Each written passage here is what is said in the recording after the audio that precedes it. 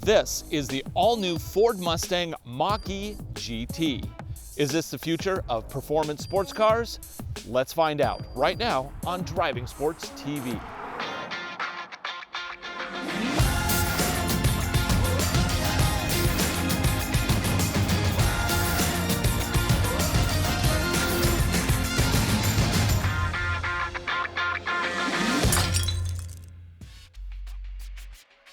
The GT is a high-performance dual-motor version of Ford's popular Mach-E electric crossover. The design of the more expensive GT trim does look very similar to the standard Mach-E, but here you'll find extra aero pieces and a cool light-up Mustang logo on the grille-like insert. Maximum range with the standard 88 kilowatt-hour battery is 270 miles. This puts it right between the Tesla Model Y Performance's claimed 303 miles of range and the Volkswagen ID.4 Pro S's 240 miles of range. DC fast charging on the Mach-E can take the battery from 10% to 80% capacity in just 45 minutes. The dual motor setup in this GT produces up to 480 horsepower and 600 pound-feet of torque. If you want to have more, you can jump up to the GT Performance for the same level of horsepower, but a small bump in torque, up to 649 pound-feet. Our Tester GT came with a few extra options, including Ford Copilot with Blue Cruise hands-free and a black painted roof, for the total price of $63,285 US, including destination. Of course, on a petrol-powered car under here, you would find an engine. Instead, we have a frunk, which can fit a reasonable sized suitcase or a duffel. Heck, I think I can fit my camera bag in there. Open the trunk with a wave of a foot. Behind the second row is 29.7 cubic feet. Fold the seats down for up to 59.7 cubic feet of total capacity. There's also a handy 12-volt DC power socket. Under the floor is a fix-a-flat kit and a level 1 charging cable to use on standard wall sockets.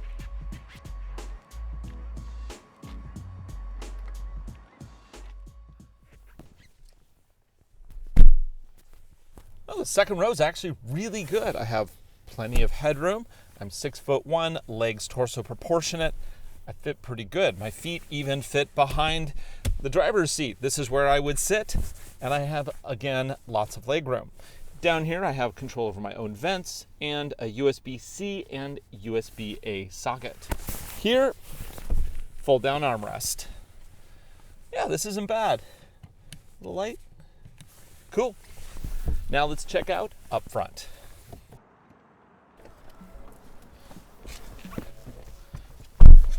Okay, here I am finally in the GT version of the Mach-E.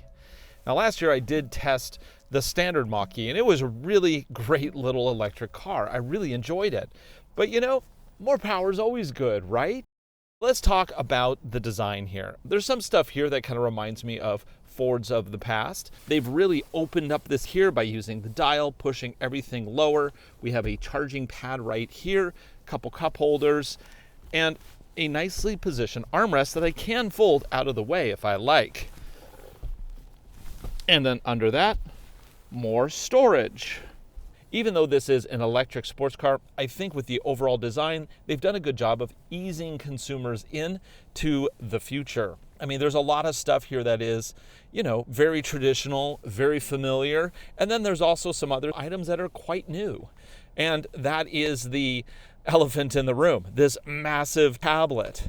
And you can do a lot of things with it. Up on top here, we have access to a number of different functions, including Apple CarPlay, Android Auto, radio. They even have a little sketch tablet here. So if I want to draw my own little Mach-E, I can.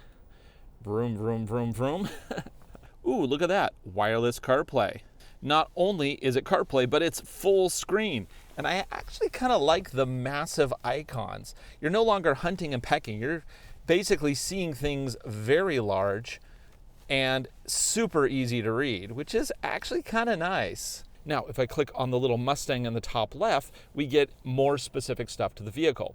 And this, of course, does have multiple drive modes. You have Whisper, which basically makes it the most subtle driving experience possible, engaged, which is kind of more like your traditional sport mode, and then unbridled, which is more like your sport plus or sport sharp or sport extreme mode. And there is actually an extended mode beyond unbridled. It's called unbridled extend. Now, unbridled extend is actually a track mode. It's not going to give you faster 0 to 60s because it's not designed for that. It's designed to really maintain the functions of the vehicle lap after lap after lap after lap. If you're going to track this, you're going to use unbridled extend. And I would really like to try that out, but I can't get it to enable. It doesn't enable for me. Tells me it'll do it under certain conditions. I've looked it up online. It's a temperature related thing, but I don't know. It's like 39 degrees outside. It should turn on. We're going to, of course, test out all these drive modes when we take this for a spin. But now let's take a look at some other features. We have a surround view camera system. I love the way they use the entirety of the tablet. You can, of course, change your view if you want. You have little sonars for parking, which is handy. Parking, there are some active park functions. Not going to use those. Access, you can lock and unlock things. Everything from lane keep, pre-collision, rear view camera, blind spot information, cross traffic alerts, driver alerts. This really comes with the full meal deal. Back to controls. There's also, of course, a valet mode. If you're handing the key off to somebody else, you don't have to worry about them tearing up and, having too much fun with the vehicle in your absence. Below that, we have the aircon, and a couple complaints about aircon. Let's take heated seats, for example. I hit it, and now I need to move my hand up to adjust how much I want that seat to be warm, which I think is a miss. Now, they do have an auto mode, which is nice, but while I'm driving, I should be able to just tap seat warmers and then be done with it. I shouldn't have to tap, look where my finger is going to go, okay, there, and then down. It's requiring too many functions with my eyeball when a toggle would do. We do have heated steering, and then we also have fan control right here, and then aircon and all that stuff. And unlike a Tesla, you actually get wipers on the stock.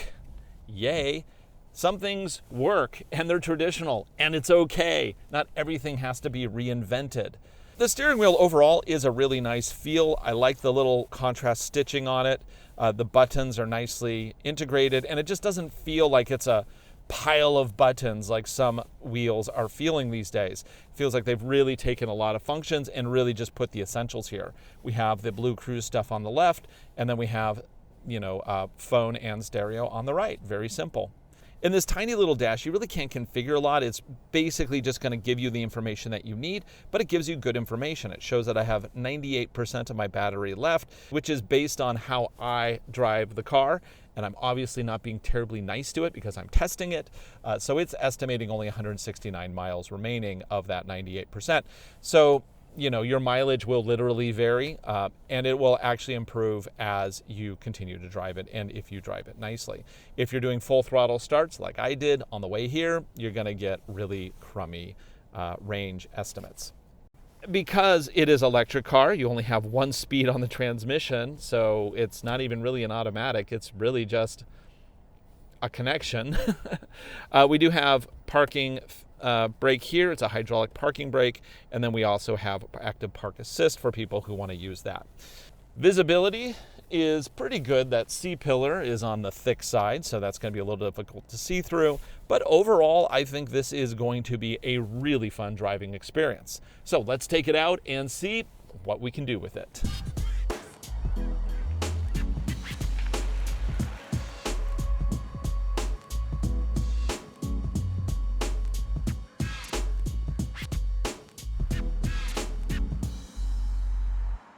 So we're going to kick this off with a 0 to 60 test. I'm going to see exactly how the three different modes affect performance.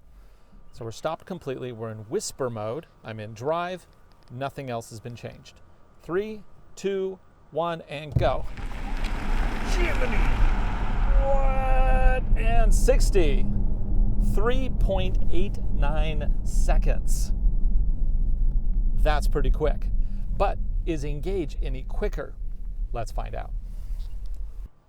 Okay, 3, 2, 1, and go. Oof. Whoa, that feels even quicker. But is it? 3.88. So that is, within tolerance, basically the same, all intents and purposes. But we have one more mode to try, and that's unbridled. The button, it sets. 3, 2, 1, go. I think that's about the same. Actually, it was slower, 3.89 seconds. I mean, okay, it's all basically the same when it comes to 0 to 60, which is kind of interesting. You would think that they would have a more extreme mode, but they don't. So what's the point of unbridled? Well, it comes all down to how the vehicle handles. What it does is it removes a layer of traction control, and then it also makes throttle mapping a little more aggressive, but they don't do it to improve 0 to 60 times.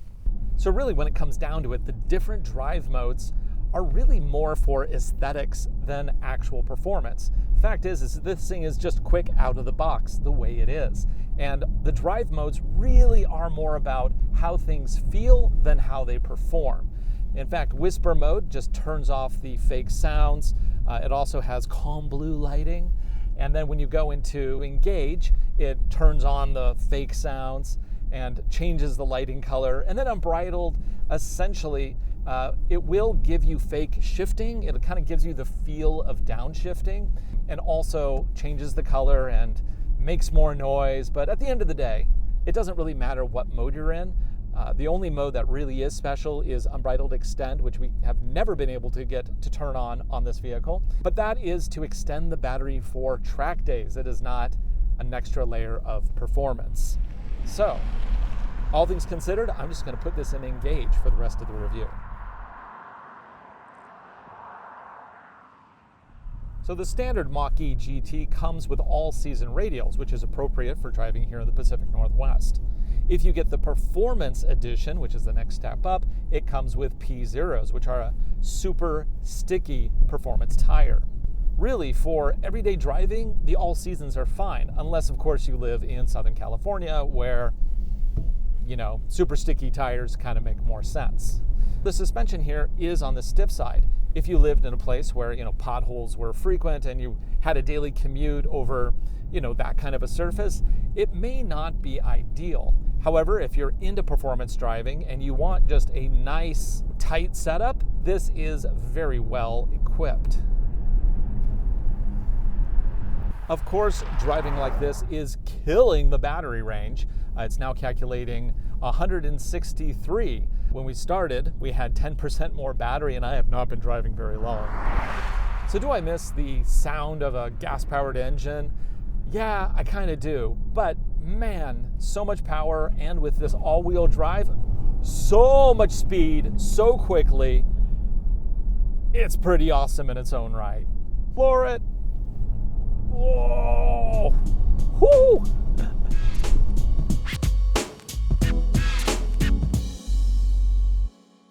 Recently, I drove the BMW X3 M40i, which is another performance crossover, and it also goes for around, just a little over $60,000 with some extra options.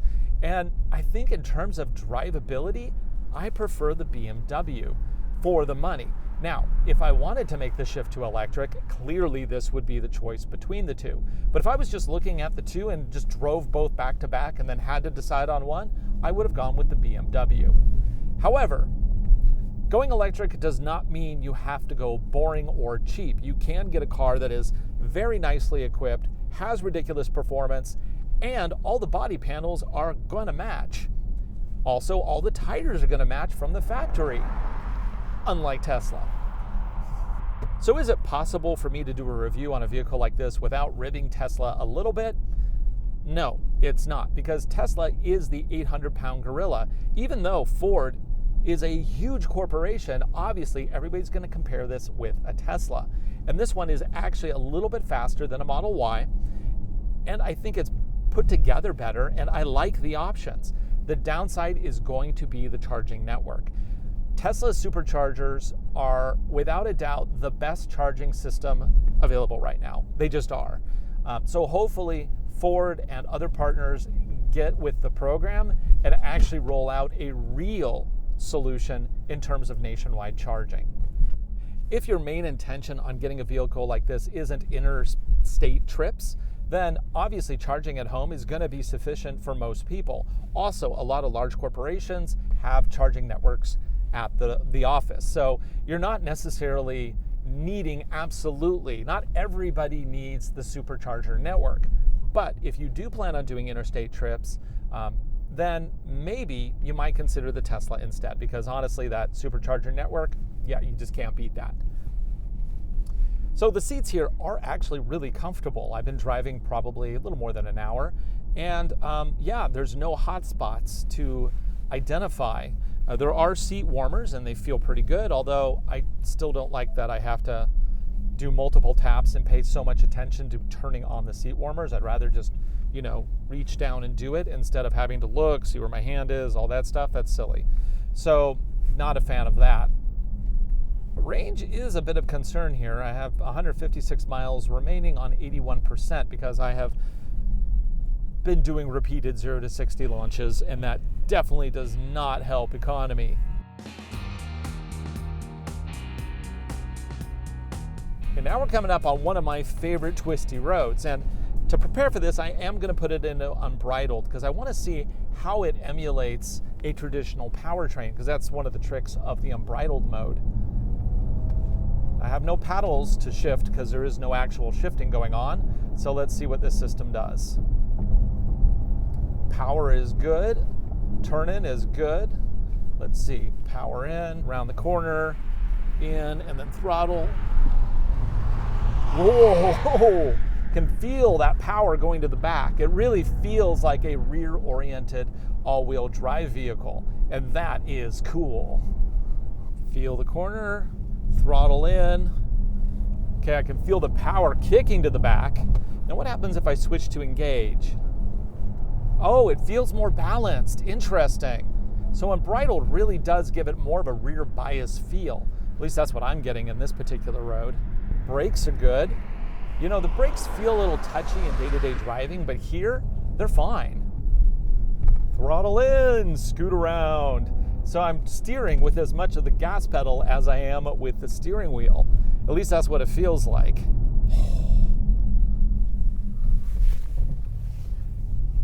Yeah, my only real complaint is just the steering feel. I mean, it's doing everything I'm asking, and I can tell where the vehicle is pointing, but I'm just not getting that road feedback that I expect. The BMW X3 M40i we just had has so much better road feel. I feel like that's just one thing they could still improve here, although the overall package is excellent. So if you're trying to decide between a GT and a GT Performance, keep in mind that the Performance does have adaptive shocks, the magnetic ride adjustable shocks. So you're going to get a more varied envelope in how the vehicle handles different conditions depending on the drive mode. This one, it's all one setup, but that setup is actually really good. Is it too rough for you to drive every day though? I think that really depends on the driver. Here's a nice set of curves. Let's lay in, see how this thing feels. Oh yeah. Hit it, brake. Ooh, those brakes grab good. Throttle in through the corner. Oh yeah, really nice. In terms of performance, electric vehicles just outperform their gas equivalents, and there's a good reason for that, and that is because electric motors have 100% of torque at 0 RPM. That is their party game. That is what makes them so much fun to drive. However, on the flip side of that, this vehicle weighs almost 5,000 pounds because you have to lug these massive battery packs around. And so the dynamics of the vehicle do suffer. It's not going to be as light, as tossable. You're not going to have the same level of road feel that you'll have with a much lighter yet high performance gas engine. And does that make, this worse? Well, not really. It just makes it different. As we're filming this, gas has inched up to $6 a gallon in some places in the country. If you weren't considering an electric car a week ago, you might be considering one now. And if you don't want to give up performance, but you still want to have a lot of room in the boot, the Mustang Mach-E GT is a great choice. In fact, if I were personally to buy an electric car today, I would consider a Mach-E for myself. The one I'd probably get would be the all-wheel drive dual engine standard Mach-E. I don't think I would get the GT. And the reason for that is the 0-60 performance is still very good on the standard Mach-E. I don't want to spend this much money on an electric car. And the reason for that is because every year we have so many more advancements with electric cars than we do with gas cars. I mean, gas cars make jumps here and there, but with electric cars, give it 5 years, totally different vehicle, because batteries are getting better, motors are getting better. And I don't want to overly invest in a product that in 5 years won't really be comparable to other vehicles on the road.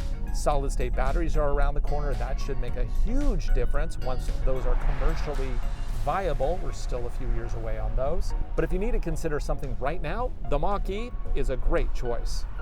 For Driving Sports TV, I'm Ryan Douthit. Thanks for watching. Be sure to like, subscribe, share our videos. We make them for you, and I hope you enjoy them.